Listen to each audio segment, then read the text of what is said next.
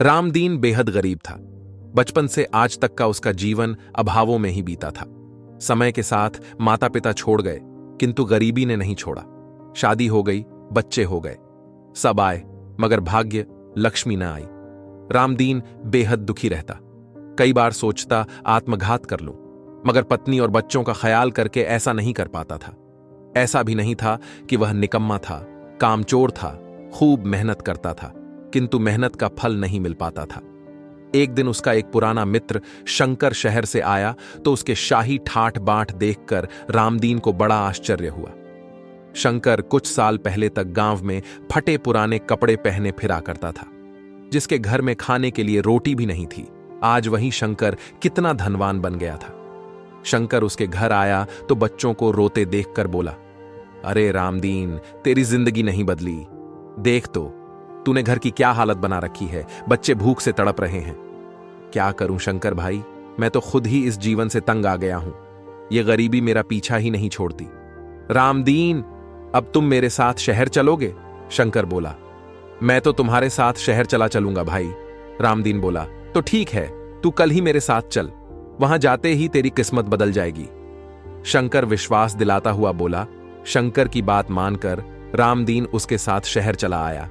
उसने उसे एक दुकानदार के पास काम भी दिला दिया। 1 वर्ष तक रामदीन खूब मन लगाकर काम करता रहा। उसी का यह फल था कि उसने काफी धन जमा कर लिया। 1 वर्ष के पश्चात रामदीन ने घर वापस आने की तैयारी कर ली। उसने अपने रुपयों को एक पोटली में बांधा और गांव की ओर चल पड़ा। रास्ते में एक बहुत घना जंगल पड़ता था। चलते चलते उसे रात हो गई। रामदीन ने सोचा कि रात के समय जंगल में सफर करना ठीक नहीं, इसलिए उसने रात काटने के लिए एक घने वृक्ष का सहारा लिया। थके हुए इंसान को नींद भी जल्दी आती है। रामदीन काफी थका हुआ था, इसलिए उसे लेटते ही नींद आ गई। नींद में ही उसने 2 प्राणियों को अपने ऊपर झुके हुए देखा।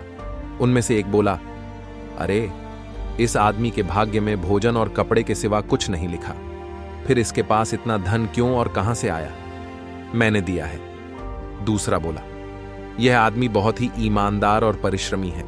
इसने परिश्रम किया, मैंने धन दिया, लेकिन इसके भाग्य में यह धन लिखा कहां है?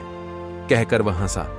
फिर दोनों चले गए। सुबह उठकर रामदीन ने अपने धन की थैली को टटोला तो वह गायब थी। वह बेचारा अपना सिर पीट कर रह गया। साल भर की कमाई कोई लेकर चलता बना था। अब वह अपने घर कैसे जाएगा? अपने बीवी बच्चों को क्या मुंह दिखाएगा? बहुत देर तक अकेला बैठा रामदीन रोता रहा, किंतु उस जंगल में उसका दुख देखने वाला कोई नहीं था। आखिरकार उसने एक बार फिर से शहर जाने का फैसला कर लिया। शहर जाकर वह फिर से मेहनत मजदूरी करने लगा। 1 साल फिर बीत गया। उसने अपनी कमाई का धन फिर से एक थैली में डाला और गांव के लिए चल पड़ा। पहले की भांति ही उसने उस जंगल के घने पेड़ के नीचे रात काटने का निर्णय लिया और हरी हरी घास पर बड़े आनंद से सो गया। इस बार भी नींद में उसे पहले की भांति ही 2 प्राणी नजर आए। दोनों उसके ऊपर झुके हुए थे। एक ने कहा, भैया कर्म, एक बार फिर यह ढेर सा धन कमा लाया।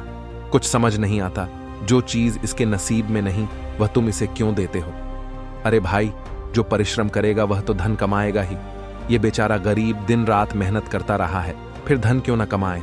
तुम जानते ही हो कि मैं हर परिश्रमी आदमी को उसका फल देता हूं, और मैं तो भाग्य हूं। जब तुम अपना काम पूरा कर लेते हो तो मेरा काम शुरू होता है। तुमने इसकी मेहनत का फल इसे दे दिया, मगर जब मैंने इसके भाग्य में यह लिखा ही नहीं तो। कहते हुए उस आदमी ने उसके सिर के नीचे रखी रुपयों की थैली निकाली और दोनों चलते बने। रामदीन एकदम से घबरा कर उठा। उसने उठकर जैसे ही अपने रुपयों वाली थैली को देखना चाहा तो उसका दिल एकदम से डूबने लगा। रुपयों की थैली वहां नहीं थी। हे भगवान, ये मेरे साथ क्या अन्याय हो रहा है? मेरी साल भर की कमाई एक रात में ही क्यों हवा बनकर उड़ जाती है? अब तो मैं कमा कमा कर बहुत थक गया हूं। अब मेरे शरीर में इतनी शक्ति भी नहीं रही कि मैं और इतना कड़ा परिश्रम पुनः कर सकूं। अब तो इस जीवन से मरना ही अच्छा है। मौत, मौत। यह कहते हुए रामदीन ने अपनी धोती को कसकर गले में बांधा और उसी वृक्ष से बांधकर आत्महत्या करने की चेष्टा करने लगा। उसी समय आकाशवाणी हुई, हे भले मानव, यह मत भूल कि मैंने धरती पर तुझे जीने के लिए भेजा है, और तुझे यह भी बता दूं कि जन्म से पूर्व ही मैंने तेरा भाग्य भी लिख दिया था। मगर एक तुम हो कि धन को पाते ही मुझे भी भूल गए। यह भी भूल गए कि तुम्हें कोई जन्म देने वाला भी है। धन कमाते ही तुम ईश्वर को भूल गए। ओ मूर्ख प्राणी, केवल धन ही तो जीवन नहीं है। फिर तुझे आत्महत्या करने का अधिकार ही क्या है? यह जीवन तुम्हारा अपना नहीं, मेरा है। मैं ही जीवन देता हूं, मैं ही लेता हूं। अब तू सीधी तरह अपने घर जा, चिंता छोड़ दे। धन जोड़ने से इंसान को शांति नहीं मिलती। बस अब तू घर जा। मैंने तेरे खाने पीने की जिम्मेदारी ले रखी है, फिर तू क्यों चिंता में मरा जा रहा है?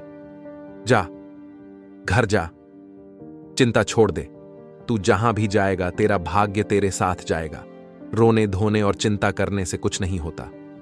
इस आकाशवाणी को सुनकर रामदीन वापस अपने घर की ओर चल पड़ा। घर जाकर उसने देखा कि उसके बच्चे और पत्नी तो बड़े मौज में हैं। घर में खूब रौनक है। सबने नए वस्त्र पहन रखे थे। रामदीन को देखते ही सब खुशी से झूम उठे। उसने पत्नी से पूछा, भाग्यवान, ये सब क्या है?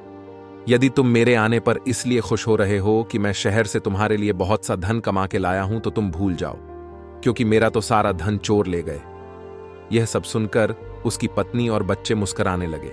मगर तुम्हारे पास इतना धन कहां से आया? रामदीन ने पत्नी से पूछा। उसकी पत्नी ने उत्तर देते हुए बताया कि एक साधु बाबा 2 थैलियां दे गए थे, रुपयों से भरी थैलियां, और उन्होंने कहा कि यह तुम्हारे बच्चों के भाग्य का है। यह उत्तर पाते ही रामदीन समझ गया, जो धन में खुद का भाग्य समझकर कमाता रहा, वह मेरा नहीं, मेरे बच्चों के भाग्य था। वाह रे भाग्य, मैं कितना अभागा था। और यह बच्चे, आशा करते हैं कि हमारी यह वीडियो आपको प्रेरणादायक लगी होगी। धन्यवाद।